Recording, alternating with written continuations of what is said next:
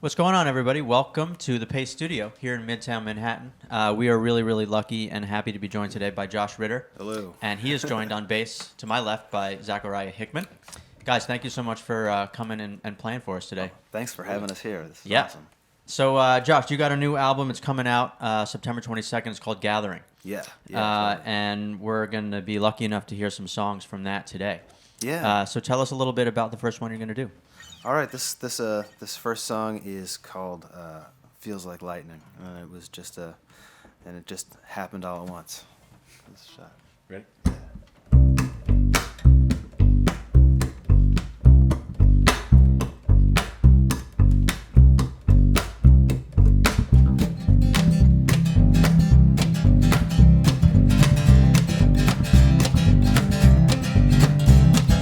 Little rooster out on the front porch crowing. Here comes the storm like a big rig rolling. Here comes the storm like a big rig flying.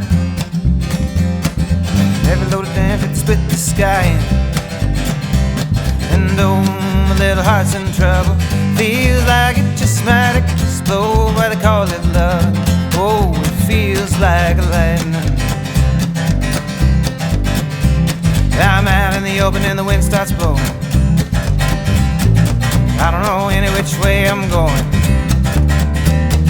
I don't know any which way I'm bound. I used to be laughing, but I ain't laughing now. And oh, my little heart's in trouble. Feels like it just might explode. Why they call it loving? Oh, it feels like lightning. With a cherry blossom sweet with smoke and Venus blazing above the oak, I thought I knew all that there was to know. With the bluebirds flying high above and God knows heaven wherever that was, and the sun was on the face of the buffalo. Out across the fields all the thunderheads gathering. Clouds all turned to the color of a cavern. Dust devils spinning round a hollow sound. They used to be laughing, but they ain't laughing now. And oh, my little heart's in trouble. Feels like it just might explode. Why they call it loving? Oh, it feels like lightning.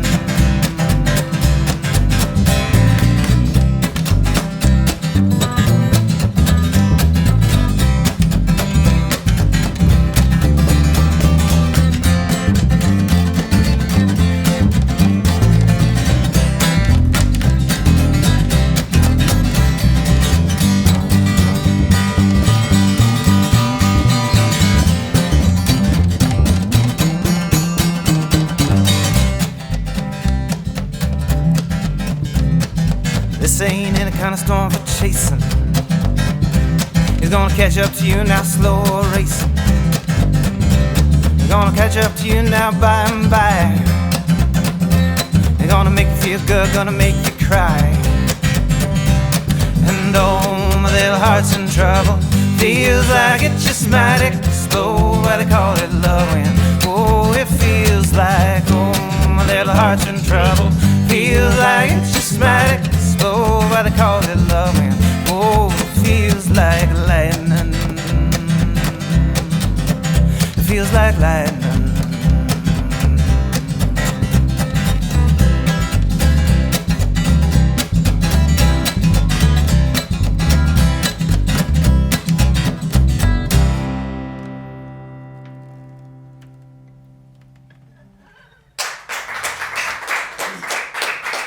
Thank you. Thank you, guys. Thank you. So I wanted to ask you about this record. It is your ninth, and you have been, at this point, writing songs and recording them for about 20 years now. Yeah. And you know, I was reading about the new one, and I read something that you said about it. Said that when you were making these songs, when you were conceiving these songs, you felt what you called a new electric dissatisfaction. Yeah. And I was curious what that phrase means to you. Well, I think that you start off every kind of creative project with a sense of dissatisfaction, you know, and I feel that like most of the time I'm dissatisfied with I'm dissatisfied with with myself and with my work, and the only way to really fix that dissatisfaction is to live in the moment of creating something new that's perfect, you know, and that feeling, that need, that to make that perfect thing is what kind of drives you to do it over and over again, to keep on trying to do something that makes you feel right with the world. And then when you do, and you make a new record, and you play that new record, and you tour on that record, do you ever really shake that sense of dissatisfaction, or does it never really go away? It lives in the on when you're on stage, you know, everything is just like perfect, you know. It's like that's a great, you know, and in the writing, it's a wonderful moment, you know. There's something to like appreciate about each of those moments of kind of creation. Yeah. Is that something that you like, you know, the artists that you've gotten to know over the years through your travels and your work? Is that something that many of the people you work with seem to share, that they're always sort of striving for something that they can never quite reach, or they're always going back to strive for it again? Yeah, I think that's something that I've always like really respected and appreciated about a lot of my heroes and a lot of the people that I get the chance to appreciate in this time when so much great music is happening, is that like that there are people that continue to surprise and create new things that are, you know, like Willie Nelson still doing this amazing, surprising, cool work, you know, and you know that he's doing it because it's on his mind all the time. Yeah. I really respect that and appreciate it because I know how that feels. Yeah, it's always on his mind. I think Yeah, is how it's always on his mind. Yeah. So let's get into another song. Tell us about the next one you're going to do from Gathering. All right, I want to do this song. This song is called Dreams. It's a really strange song. A lot of this record, I decided, you know, my biggest enemy is my sense of editing and my sometimes my unwillingness before I catch myself to let a song go in places that I wouldn't expect. So I'm going to watch that. I was thinking I'm going to watch that while I'm working, and I'm just going to try and open up my mind as wide as it can go and let the images fly through and just describe them rather than try and come up with something. And this song is called Dreams.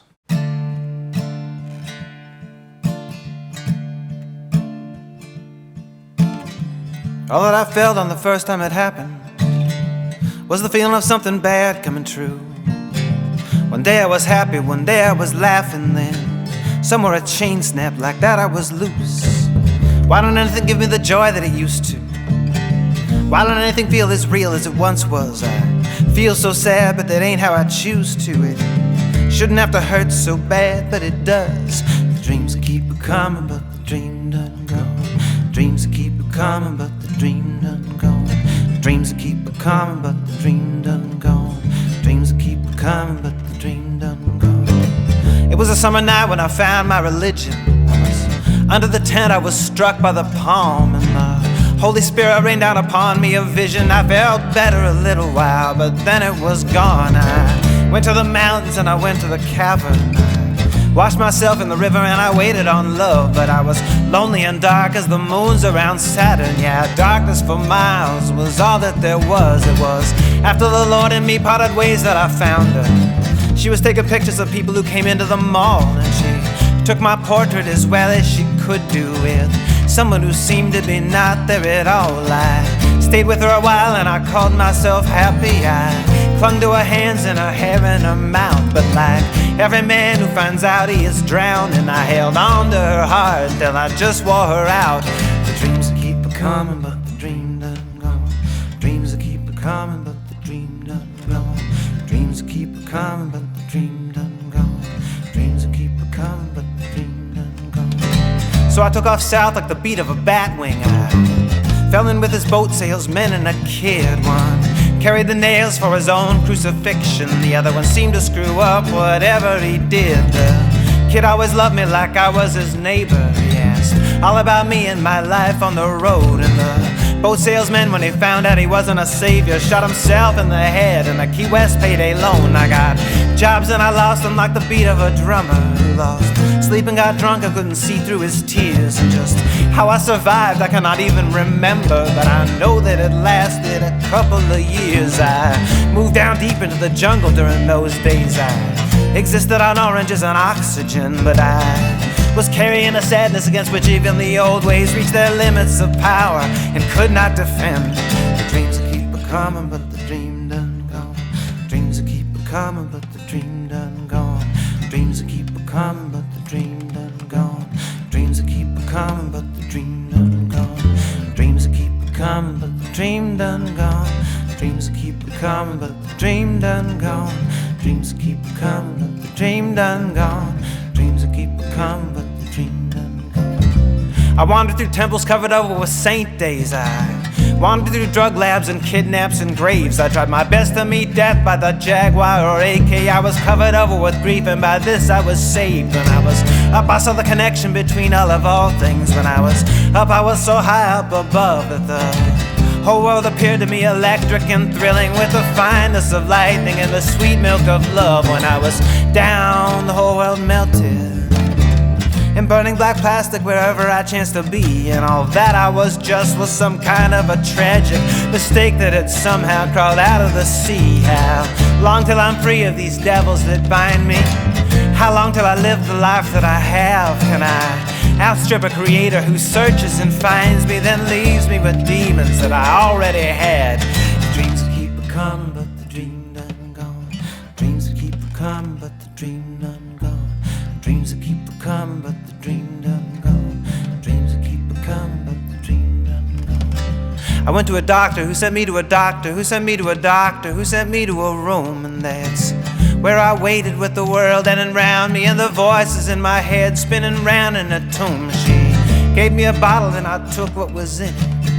The stuff in my bloodstream started to rattle and fizz, and I know that they're working, but the devil's still down there. I tell myself that it's better, and sometimes it is. What else is there to say but to tell you I love you? I haven't seen much of the world, but I know that there aren't any others who know me like you do, and your comfort seems to follow me wherever I go. I know you're no cure for the darkness inside me, but it feels better just to know that you're near, and your patience, your joy, and your strength are astounding. And I know that without you I wouldn't be here. I know that without you I wouldn't be here. I know that without you I would not be here. I know that without you I wouldn't be here. I know that without you.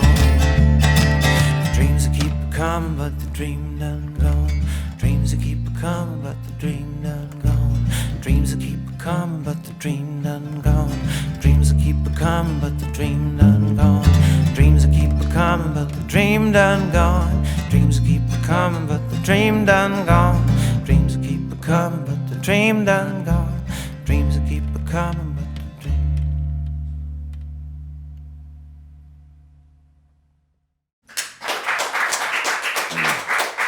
Thank you. Zachariah Hickman right there.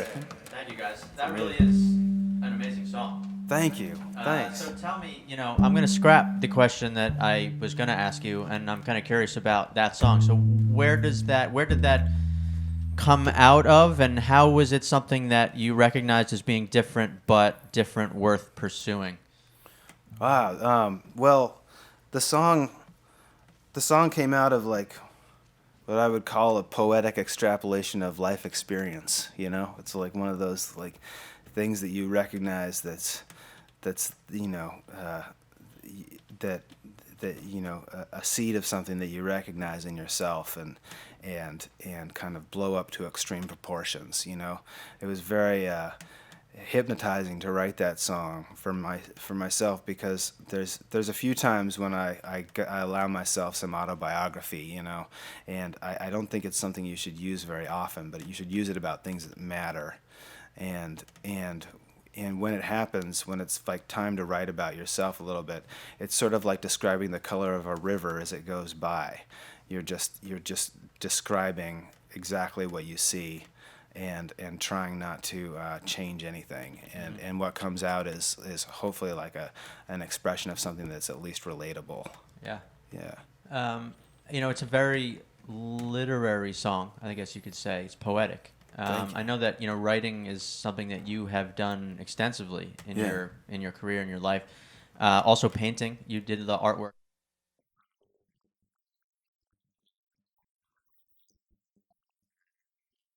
Sort of landscape kind of paintings, I guess you Yeah. would call them. Totally.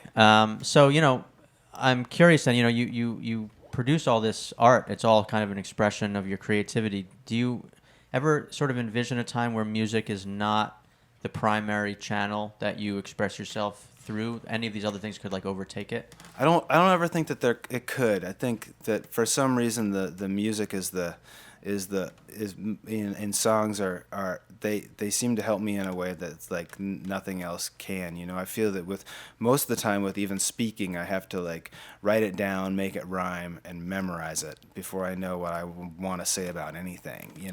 And these other forms of expression help me to talk about things that I can't quite get out in songs. Just discovering colors, and discovering that you haven't actually looked at a color the way you would if you were a painter, and then you look at it and you see something totally new than you've ever seen before. I feel that way with prose too. You get an appreciation for how a story is told that is so different from a song. It's like, but it all comes back and is kind of like, chained to the rock of songs. Yeah. Did the paintings that you did for this record come from the same place that the songs do? Are they relatable that way? I found that they were. I found that there was and like speaking about it today has like such weird resonance, but the record, as I started to write it and as I started to like walk away from this recording session with about 30 songs, one of the things that jumped out at me from these songs was that it was a record full of storms, and that the artwork at the time was full of storms, and it was everywhere, and that was something that like really came out of it all at once, and that I kind of wanted to share and put out as as the artwork for the record. It felt like they were all of a piece. One of the great things about kind of making records regularly is that you kind of have this cool little window into a preoccupation during like a certain small amount of time, and it's kind of like a cool diary entry. Yeah, cool. Yeah. So tell us a little bit about the next song from Gathering that you're going to do for us today. Sure. We'll do this song called "When Will I Be Changed," which is a song that I wrote several years ago and had and just wasn't ready to put down. I like record. I just didn't. The spot didn't feel right. It didn't feel like it lived on the last record, and I saved it, and we walked away from the session feeling really good about it, and like I still feel really great about the version that we did, but I started to realize that like what the song kind of wanted was something with like a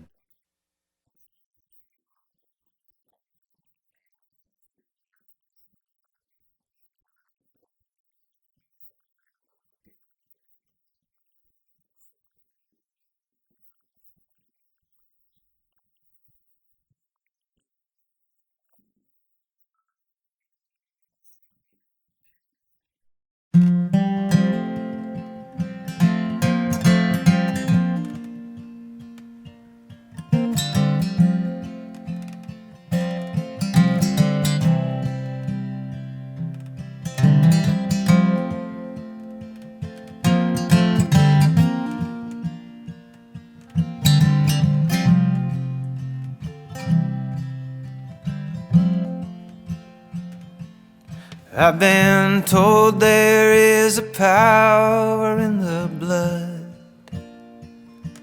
Is it enough? Is it enough to carry me back from where I am to where I was? And I hope there is some power in my blood. I've been told that all these ties would surely bind and hold me tight, and hold me tight, 'cause I'm hanging at the end of my own line, and I hope that all these ties will surely bind. When, oh, when will I be changed? When, oh, when will I be changed from this devil that I am? When, oh, when will I be changed? I've been told I'd find the truth down in my bones, but I don't know, I don't know. I can't even seem to find my own road home, and I hope there is some truth down in my bones. When, oh, when will I be changed? When, oh, when will I be changed from this devil that I am? When, oh, when will I be changed?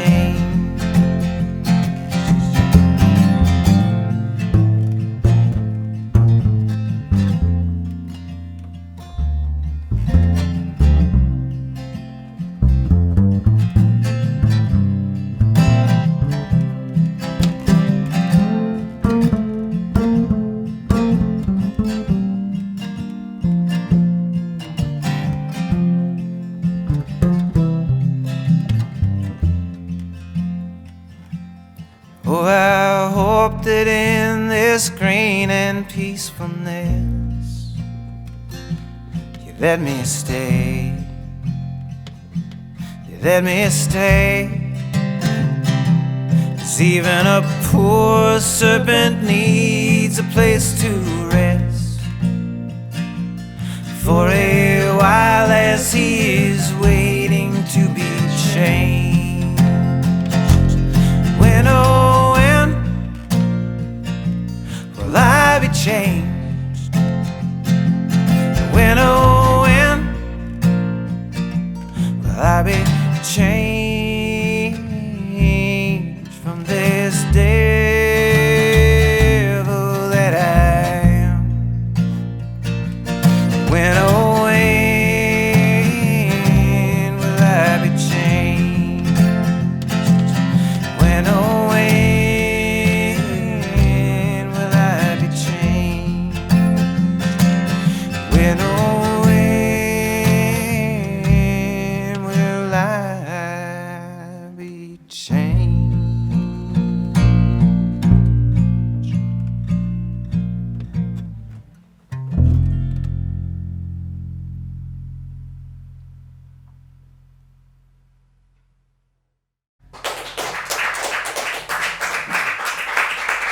Thank you.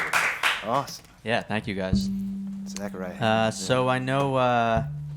So that song you co-wrote, or you didn't co-write, but you performed, you recorded with Bob Weir. Yeah, yeah. And you were involved heavily in his solo album from a couple years ago, Blue Mountain. Yeah, yeah. So I guess the question there is, what do you ultimately take away from a collaboration with a guy like that? Is it kind of like a philosophical thing, or like a technical, things on guitar or production?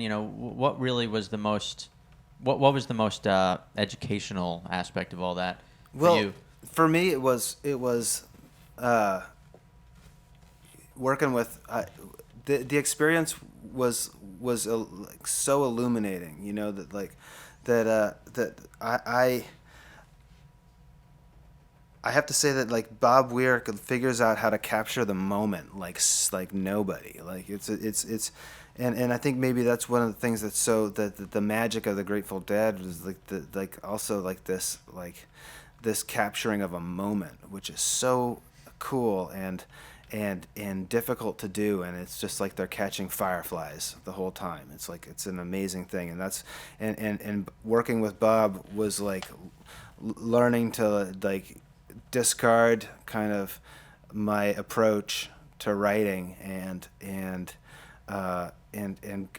go with his ideas and go in his moment was like is really great, and like I continue to like work with him. I love like he really invites the most inventive side of you to a project. It's really cool. You know, one thing I was thinking about the two of you is that, you know, one major difference I can see is that he is sort of very well known for being one component of a larger whole. Yeah. You know, he's like 1/5 of something. Yeah. And you, Josh Ritter, are kind of, you know, your own guy. Yeah. You're Josh Ritter. Yeah. So I wonder if that is somehow you guys have a slightly different approach or way that you know, produce and create in that kind of sense, you know? I think for sure. I think it's really, you know, in the first the working with Bob on Blue Mountain was interesting because we did so much of it remotely, you know, and one of the great things you can do, like you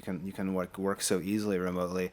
And for me it was good because I was super intimidated, you know, by working with him, but the fact is that like we fell into like a relationship that feels like a band, you know, where which is nice and super comfortable and great, because when you're all working collaboratively, that's the best part of being in a band. Right, and that seems like that would be kind of among his specialties. You know, being in the band that he was in for all those years, and I guess it technically sort of still is. Yeah. He was always saying, you know, I gotta stay open. It's like, and that's what I learned. You know, stay open to that moment, and like and the music part is like is kind of what happens to come kind of rushing.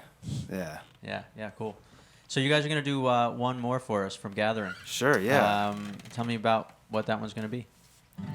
This song is called "Oh Lord," and I just had this kind of "Oh Lord," and I had it in my mind for weeks and weeks, and I didn't know what it was for, and you know it's sort of like it had this like religious vibe to it that I was like, you know, I was like I'm not sure I like really get this song, but I'm just gonna write it. And this character came out that's kind of this big talker, and which is just a really funny character that I like to kind of follow around. And I thought up all kinds of adventures in my head and giggled about them. Here, this is called "Oh Lord." This is awesome. Thank you. This is Zachariah Hickman again. Sometimes it's hard to carry this great weight, either bound to burn or to the pearly gates. And I'm as aimless as can be, often nameless though I'm free. Oh Lord, do you have a plan for me? I've been kicked out of Texas, stole an infamous necklace, became a spiritual master, got rejected by a Vassar, a cool head in the game of whatever I'm playing. I'm the favorite of babies, society mavens. Whoa, whoa, whoa, Lord, whoa, Lord, will you ever have a plan for me? I have marveled at splendors, abandoned the vendors, been kidnapped and ransomed, just a little too handsome.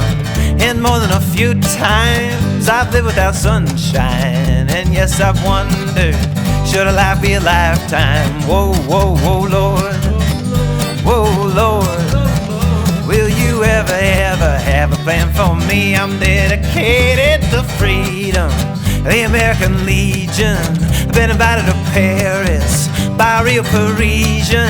I've been the best and the worstest, composed my own curses. I got my heart broke so bad they had to call the nurses. Oh, Lord, oh Lord, will you ever have a plan for me?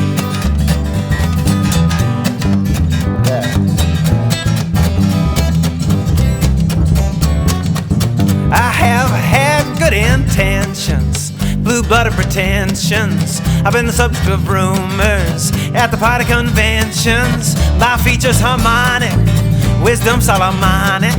If there's a board of directors, you can bet that I'm on it. Oh, Lord, oh, Lord, will you ever have a plan for me? Oh, Lord, oh, Lord, will you ever have a plan for me? I'll take my place with the sages, belong to the ages, give my clothes to the poor and my love to the ladies. May all of them wish me commanded to history, write books all about how every one of them miss me. Oh, Lord, oh, Lord, will you ever have a plan for me? And though for now I go aimless, convicted though blameless, at times using nicknames, at times going nameless, a royalty unquestioned, a gentleman of discretion. Y'all sing hallelujah, for here ends the lesson. Oh, Lord, oh, Lord, will you ever have a plan for me? Oh, Lord, oh, Lord, will you ever have a plan for me?